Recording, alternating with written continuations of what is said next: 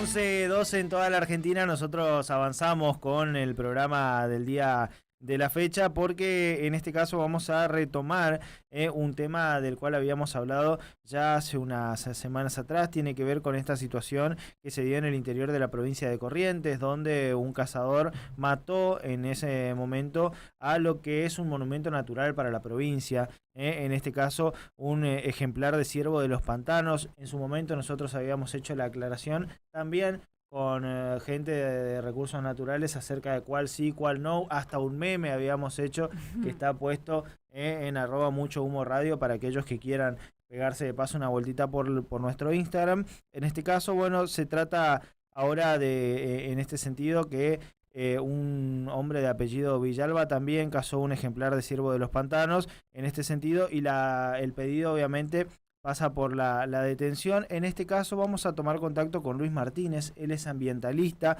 Él fue también uno de los que, o él que denunció el hecho, y después esto terminó trascendiendo a través de los distintos medios, en este caso. Así que le mandamos obviamente el agradecimiento también por esta situación y le damos la bienvenida. Luis, ¿qué tal? Buen día. Fabián y Mariana te saludan desde Litoral Radio. Gracias por estos minutos.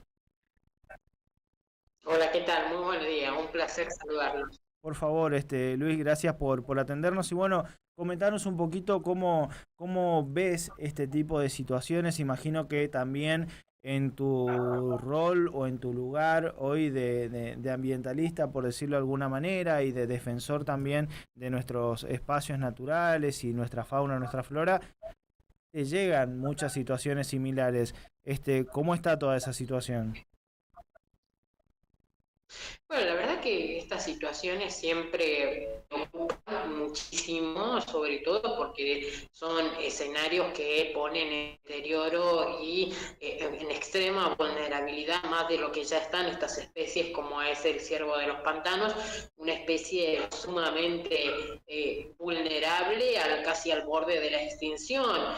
Y estamos hablando no solo de una especie que está al borde de la extinción, sino estamos hablando de una especie protegida por ley nacional y por ley provincial, porque es una especie considerada monumento natural. Y estos escenarios preocupan muchísimo porque más allá, obviamente, de la presencia, ¿no?, de que esto requiere y de la falta de sensibilización, de concientización, de seguir insistiendo, ¿no?, en la sociedad sobre la importancia y el rol fundamental que cumplen estas especies en nuestro ecosistema. Por eso nosotros en Corrientes, y sobre todo con este tema, o estos escenarios, siempre nos acudimos de manera inmediata ante las autoridades para que puedan, obviamente, sancionar a aquellos individuos que atentan y ponen en peligro la existencia de estas especies. Y en ese sentido, Luis, digo, ¿cómo es justamente, ya que ustedes por ahí lo que hacen es poner en evidencia este tipo de situaciones, cuál suele ser la respuesta a la hora de plantear por ahí, ni siquiera una posible solución, pero que se tomen las investigaciones necesarias, las tareas? ¿Ha cambiado un poquito esa relación, por lo menos incluso por parte de las autoridades, o todavía ahí también hace falta un camino por recorrer?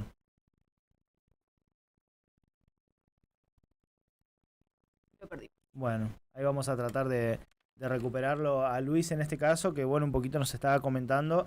Decía, todavía falta concientizar y hacer un trabajo, sobre todo con la gente, en este caso, así que vamos a tratar de retomar la comunicación con Luis, pero a ver si podemos volver a charlar con él, que claramente pareciera que tenemos el audio, pero no las imágenes, así que bueno, no importa, vamos a reintentar la comunicación. De una cuestión que es interesante, en su momento nosotros habíamos tratado de establecer cuál es la diferencia, sobre todo para que la gente entendiera. En su momento se hablaba de una situación que se presumía se había dado en el interior de la provincia, en cercanías a San Miguel, y mucha gente te decía que era habitual que esa situación lamentablemente pase.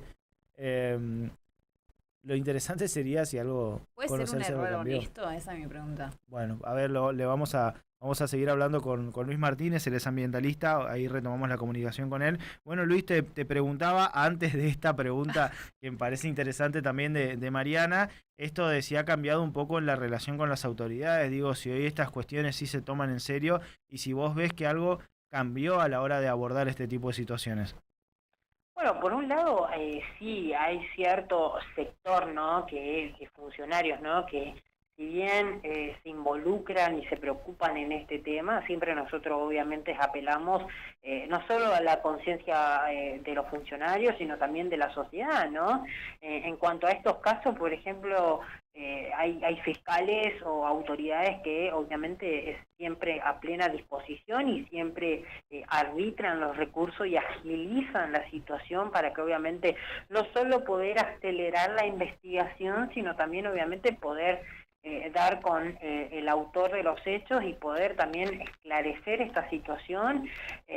Si bien obviamente hoy la mayoría de estos escenarios en cuanto a caza furtiva de animales silvestres protegidos, muchas veces estos individuos terminan pagando una multa y quedan libres y siguen cometiendo estos mismos actos una y otra vez, y muchas veces quizás con mayor precaución. Obviamente que nosotros siempre apelamos obviamente a que en algún momento los funcionarios puedan modificar la ley de fauna para que hoy en día eso de pagar una multa deje de ser eso y terminen de sancionar con sanciones ejemplares a aquellas personas que obviamente ponen en riesgo y deterioran a nuestros animales silvestres. Luis, lo preguntaba justo cuando retomábamos la comunicación. ¿Puede ser un error honesto? ¿Hay posibilidades de eso o no? No, mira, a ver, cuando una persona, el error no existe. Yo creo que la persona que porta un arma sabe lo que va a hacer, y creo que cuando uno caza un ejemplar, sobre todo protegido, creo que es consciente, y creo que también es consciente de las consecuencias que esto puede atraer, sobre todo sabiendo que hoy nuestras especies de fauna silvestre nativas son especies protegidas, y hay infinidades de casos que nosotros, no solo aquí en la provincia, sino a nivel nacional, que tenemos de personas que obviamente cazan de manera ilegal y que saben que van a ir ante la justicia. Y hoy también obviamente agradecemos, nosotros siempre agradecemos profundamente a la gente que ven estos actos y nos envían, y así nosotros podemos tomar procedimiento y obviamente tratar de que la justicia se involucre y obviamente sancione a estos individuos. Entonces yo creo que aquella persona que hoy va a cazar, creo que es consciente, y creo que es consciente también de los actos y de las sanciones que puede llegar a tener en cuanto a si caza una especie protegida. No, justamente por eso te consultaba, Luis, en cuanto a lo del error en confundir un ciervo de los pantanos con un ciervo axis, que no solamente no es que no está permitida su caza, sino que también es una especie invasora, que tiene como ese marco regulatorio donde sí se le permite la caza. A eso me refería con error, y no ir a cazar sabiendo que es una especie protegida, claramente no es un error. Sí, entiendo. No, bueno, creo que sería muy difícil confundir un ciervo de los pantanos con un ciervo axis, un ciervo axis es muy diferente en cuanto a coloración y morfología que tiene estas especies. El ciervo axis incluso tiene identificados por sus colores marrones y pintitas, que eso lo diferencia de el ciervo de los pantanos. Creo que sería muy difícil confundirlo, y sobre todo aparte de la mayoría de los cazadores furtivos son del interior de la provincia, entonces yo creo que es muy difícil que lo puedan confundir con una especie exótica o una especie que es frecuentemente publicada, y es una especie que obviamente, más allá de estar protegida, el ciervo de los pantanos es una especie muy conocida y que obviamente posee protección y difusión en cuanto a cómo es sus coloraciones y su morfología. Creo que en este caso creo que sería muy difícil confundirlo con un ciervo axis. Luis, hace un ratito dijiste que no hay penas efectivas, no sé, tantos meses, tantos días, de 2 a 3 años, 6 meses a 3 años de prisión para aquel que lleve adelante una situación como esta. Solamente hay sanciones económicas. Hay sanciones económicas, y eso es lo que nosotros reiteradas veces hemos planteado a los funcionarios, incluso el año pasado incluso se presentó en el Congreso la modificación de la ley de fauna para que obviamente estos autores de atentar contra la vida silvestre puedan tener penas más elevadas y obviamente también, como así lo especifican en la ley, de que pueda ir a la cárcel. Hoy esto no sucede en la Argentina, más allá de que obviamente centenares de especies son cazadas de manera furtiva, así como atropellamiento de fauna. Tenemos en la provincia de Misiones, por ejemplo, de manera constante se atropellan a uno de los ejemplares como es el yaguareté, una especie sumamente protegida, y que lo que se obtiene o lo que obtienen estos que atentan o que cazan o atropellan, obtienen una multa de una suma elevada y terminan siendo libres. Por ahí también se lo quita la licencia de caza, pero el individuo sigue libre. Entonces lo que nosotros hoy también apelamos muchas veces también y hablamos de manera constante con los fiscales, con los jueces, de que se dé sanciones ejemplares, de que no solo se paguen multas, sino también que pueda cumplir funciones de tareas comunitarias en diversas instituciones, como para compensar el daño que ha cometido, el gran daño que comete hacia especies protegidas y sobre todo especies vulnerables. En esto de que por ahí las penas no sean tan severas o que pareciera que todavía nos falta camino por recorrer, la actividad de caza, puntualizando por ahí en la provincia, ha disminuido, ha aumentado, se mantiene igual que en los últimos años. Entiendo que por ahí es difícil de evaluar, pero ¿cómo ven ustedes desde el trabajo que realizan y el contacto con denuncias, con este tipo de situaciones, que si cambió o no cambió, si aumentó, se mantiene? Bueno, si bien hoy la mayoría de la gente obviamente es consciente, ¿no?, de que está prohibido cazar, de igual manera lo hacen, muchas veces algunos toman las precauciones de sacar su licencia, pero igual si no practican la caza deportiva, sino la caza furtiva, y obviamente pues se respalda con las licencias de caza. Si bien la provincia de Corrientes hoy en día se posiciona en una de las tercer provincias, no solo en cuanto a caza, voy a hablar específicamente en cuanto a atropellamiento de fauna.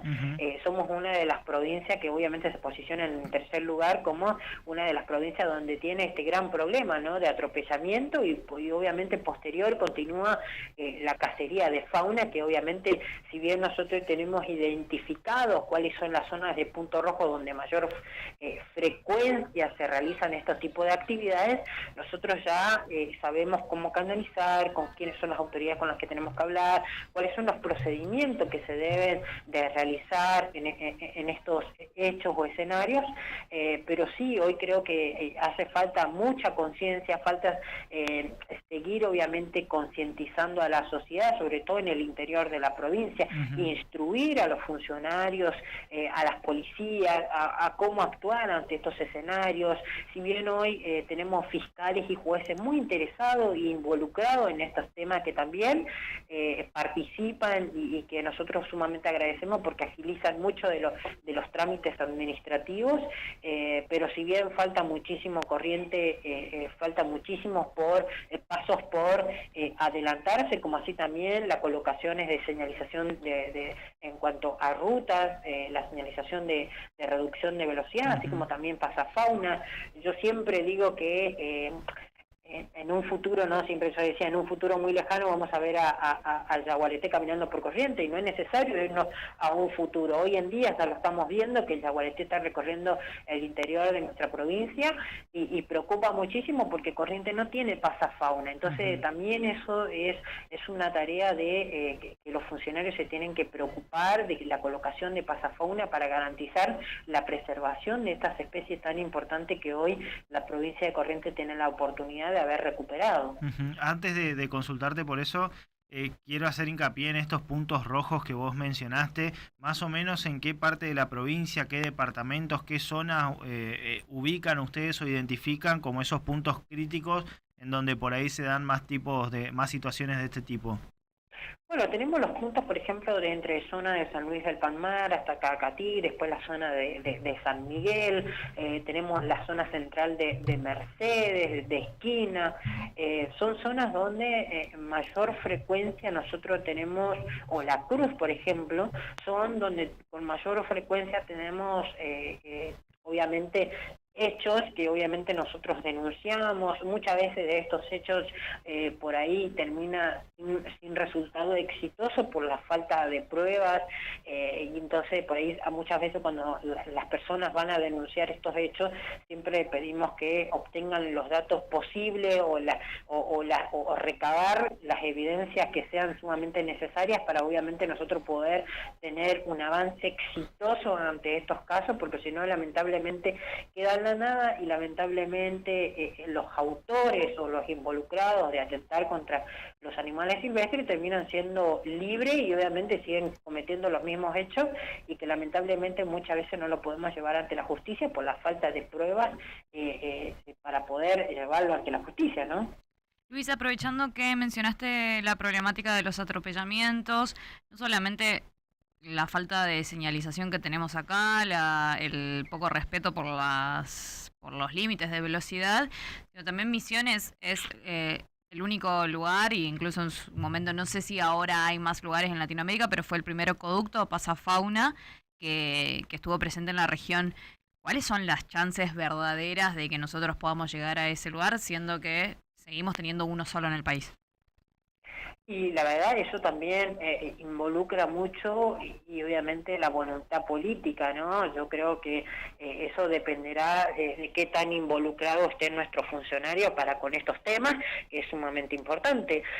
Yo creo que Corriente hoy tiene que hacer hincapié en estas cuestiones de preocuparse y ocuparse en tratar de garantizar la protección de estos animales silvestres y obviamente también, nosotros apelamos a que la mayor presencia de las autoridades en distintas zonas, tanto como en las zonas de punto rojo de caza furtiva, como así también en las zonas centrales donde hay mayores atropellamientos de fauna, por ejemplo la ruta 12 desde Itatí hasta Ituzaingó, por ejemplo la ruta número 5 desde San Luis del Palmar hasta Cacatí, son zonas donde hay mayor atropellamiento de fauna silvestre porque hay mayor concurrencia de animales silvestres porque las rutas que están atravesadas sobre estos ambientes naturales y son ejemplares de suma importancia que lamentablemente hoy tienen que atravesar la ruta o incluso como es la ruta 5 por ejemplo, como es una ruta no tan transitada, los animales muchas veces duermen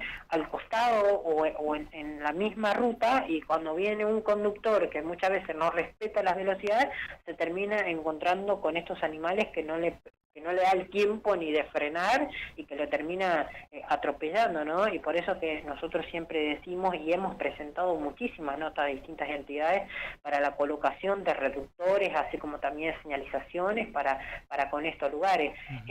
Obviamente apelo, ¿no?, que los funcionarios de la provincia se puedan ocupar y cuanto antes en colocación de pasafaunas para garantizar la seguridad y la preservación de nuestros animales silvestres. Más allá de las notas, también se han presentado proyectos.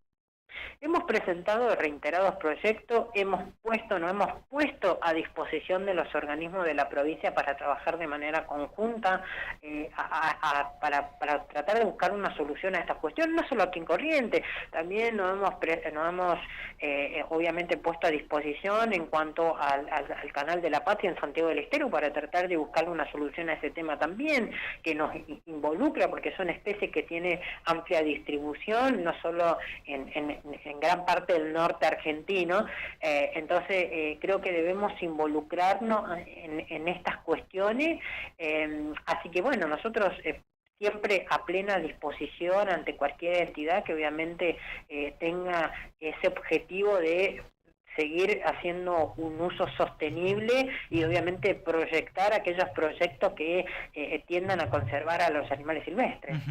Luis, desde la ignorancia te pregunto, ¿qué es un pasafauna? ¿Cómo se implementa en este sentido? Bueno, hay muchos pasafaunas, por ejemplo, están los ductos. Por ejemplo, los pasafaunas pueden ser ductos que van debajo de los puentes, o pueden ser puentes colgantes también, donde los animales... pero para poder lograr eso es importante realizar un monitoreo, un relevamiento, para poder saber dónde debo colocar yo los pasafaunas. No es que puedo colocar en cualquier lugar al azar, debo identificar la zona de donde yo debo poner un pasafauna, y así obviamente poder garantizar de que ese pasafauna sea utilizado con suma efectividad. Hay muchísimos pasafaunas, tenemos por ejemplo como el uno de los puentes que tiene Misiones. Después tenemos otros tipos de puentes que obviamente pasan debajo de las carreteras, que son utilizados como estilo tubos o estilos puentes.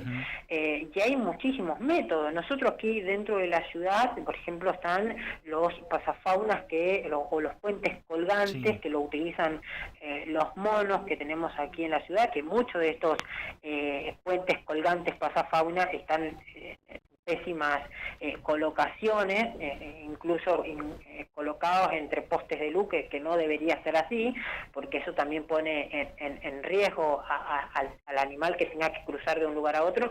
La idea es que no esté conectado con los postes de luz. Son cosas que se deben de modificar, ¿no? Pero son algunas de las alternativas que obviamente se pueden utilizar y se pueden implementar en la provincia. Bien, Luis, gracias por estos minutos y seguramente vamos a retomar el contacto para seguir hablando de estas cuestiones, porque siempre está bueno ir remarcando y tratando de, hacer que finalmente estas cosas puedan cambiar, o por lo menos algo se pueda llegar a modificar, entendiendo que todavía nos falta camino por hacer. Así que muchas gracias por tu tiempo, muy amable. No, por favor, muchísimas gracias a usted y quedo a plena disposición. Gracias. Luis Martínez charlaba con nosotros, ambientalista. Él generalmente, incluso también en la época de los incendios, tuvo mucha presencia a través de redes sociales denunciando la situación. Hace unos meses atrás, fue quien denunció esta cuestión de caza en uno de los departamentos de la localidad de San Miguel, que